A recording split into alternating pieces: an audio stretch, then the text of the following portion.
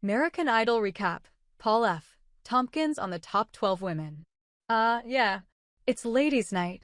Ryan begins the show with a little speech, emphasizing every word equally. It's not easy to do. Try it. I kind of have to give it up for him. He introduces the judges, and J. Lo is dressed like a cave woman from the future. This is not a criticism. She looks amazingly hot. Other judges also appear. First up is Tatinissa, who has mysteriously acquired a hyphen. I swear I never saw that there before. I would wager she didn't realize how the producers were spelling it until the shows started airing and she got it sorted out. Good thing it has been corrected, because this is probably one of 2 times it will appear on television. She sings Rihanna's Only Girl in the World, and it is tough stuff, listening-wise. Man oh man. Judges. Steven likes it. J. Lo tells her she started off shaky, but brought it home. Randy realizes he's going to be the wet blanket this season, telling people who sang poorly that they sang poorly. Me, of all the people in the top 24, Tatinissa is probably the weakest. It does not help that she registered Randy's criticisms with a mask of pure confusion, as if he couldn't have been talking about her. That's odd. I was just singing the same song this guy is saying wasn't good. Naima sings Summertime and uses every inch of the stage. I mean, she is all over the place, singing an up-tempo version of this song written from the perspective of a sad person lying to a child about the future. Judges. J. Lo thinks Naima's an exotic flower in a rose garden. Randy thought it lounge act Y, but liked the second half and thinks Naima's someone to look out for. Steven likes it. Me, I thought it was alright. I did not think it was lounge act Y. I thought it was more cruise ship Y, because the stages are much bigger on cruise ships. I keep hearing cruises are actually good. Have you heard that too? Maybe this isn't the time or the place for that discussion. Kendra sings Christina Aguilera's Impossible. There is something happening on the show that I have not yet discussed in these recaps, but I can remain silent no longer. Steven Tyler's checking out of the female contestants grosses me all the way out. When the girls are singing, and the shot stays on him for more than 1 second, you will see his eyes drift downward, and he gets that dude appraising she meet expression on his face. Is it better to think he's unaware of the cameras? Cold comfort, friends. Cold comfort. Judges. Randy liked it and was reminded of Lauryn Hill. Steven liked it. Yeah, I'll bet he did. J. Lo thinks Kendra has heart and feels there is more in her. Me. Kendra has a nice voice, but a somewhat awkward stage presence. She knows she's supposed to do more than just stand there and sing, but that's as much as she's thought it through.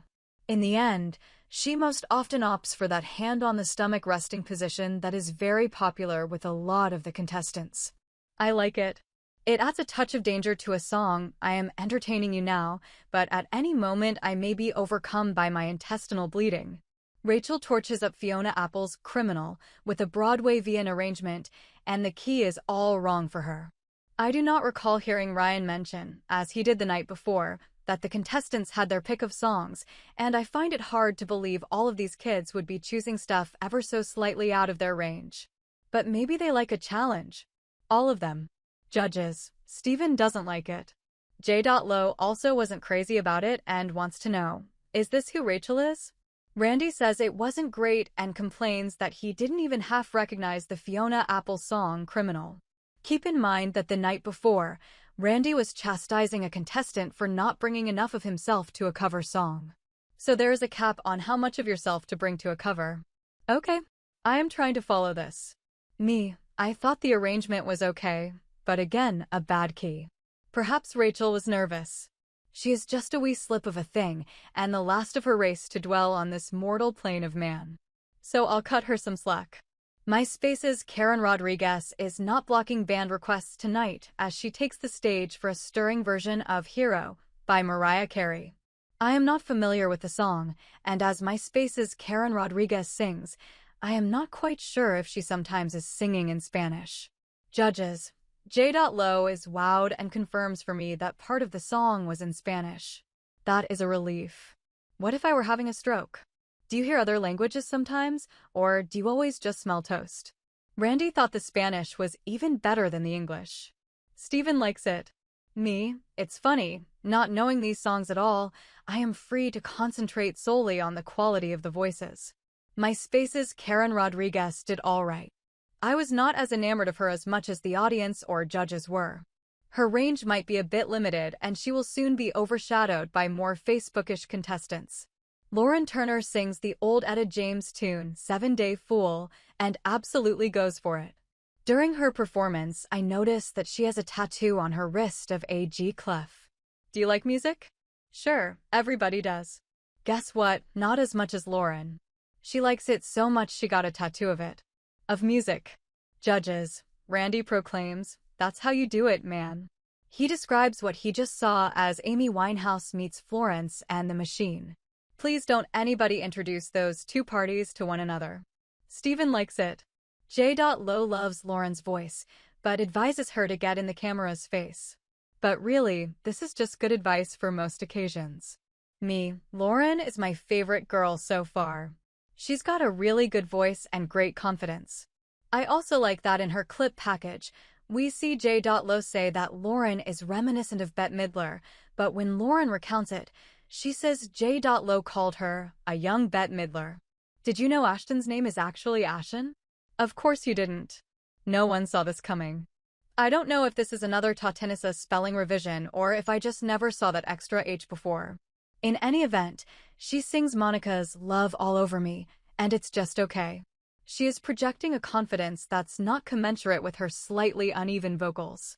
I will tell you, I bet I am misusing commensurate. I feel compelled to look it up to make sure, but I also want to use it so badly. I'll let it stand, and you all can discuss it in the comments section. Judges. Steven likes it. J.Lo thinks Ashen has all the makings of a diva. That's now a compliment, everyone. Randy compares her to Diana Ross. That's still a compliment, everyone. Me, I thought Ashen's vocal was not so hot. Also not so hot. Ashen's awkward flirting with Ryan. She went for a moment of fun, but then, as happens with all unscripted moments involving Ryan Seacrest, it died upon arrival. Julie sings Kelly Clarkson's Breakaway and does something I absolutely despise. She closes by sweetly smiling into the camera. Oh, and I bet she was also taking J.Lo's advice to a previous contestant, so I double despise it. And again, the key is not good. What an entertaining program. Judges. J.Lo liked it, but didn't think it was Julie's best. Randy thought she didn't bring anything new to the song. Okay, so covers shouldn't be too recognizable. Maybe two-thirds with a mystery third for which the coverer is responsible. Steven didn't like it. Me, maybe if the contestants tried singing the songs off stage before singing them on stage,